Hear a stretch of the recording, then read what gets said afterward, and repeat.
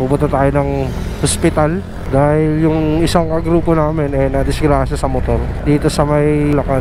Ikaw lang ano nangyari, basta nag-chat lang na nasa hospital daw sila ng Maok. Puntahan natin mga par, rescue natin sila. So kasama ko si Boss Romeo. Ano nangyari? Ay, nabigla may tabawin na may buka at laking aso. Oo. Sarapan lang ko lang kung pag-iwas ko, wala na. Saan tama mo? Ito, natagala ng motor ko. Tuhod? Madiretso. Ikaw, anong tama na asawa mo? Pero okay naman.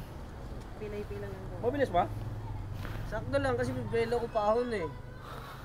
Bibelo ko, biglang may malaking aso. Anong aso eh? Dito ka na rin sumakay. Si Romeo na magdadrive. Dito na yung sa kanya asawa mo. Saan ba kayo uwi ngayon? Saan kayo uwi ngayon? Dito lang sa Kalamansiyan. Kalamansiyan? O sige. Grabe pala talaga yung nangyari. Buti ito lang yung tama. Pero okay lang yan. Makakabili pa tayo yan. Umikot lang yan, maluwag naman to eh. Natutulak lang pag ganun yan. Okay lang yan. Makakabili tayo yan. Hindi ka makalakad. Hindi naman. Oh, parang ano eh. Pag tinutukot ko may umiipit.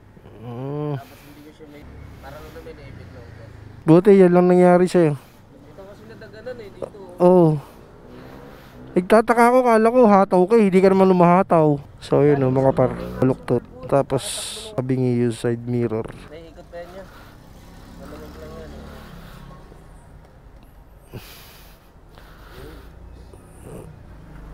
Ikpitan na lang yan.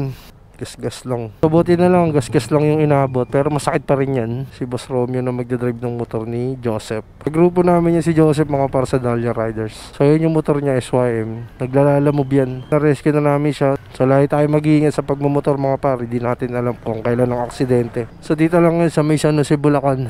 Sa may Gumaok. So yan, hihatid na namin sila pa uwi mga par. Okay.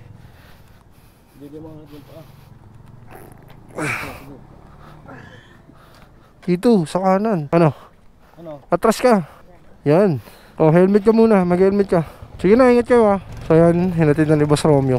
So susundan na lang namin siya. Mga pare, lagi kayo mag-iingat sa pagmumotor. Hindi natin alam kung kailan mangyayari ang aksidente.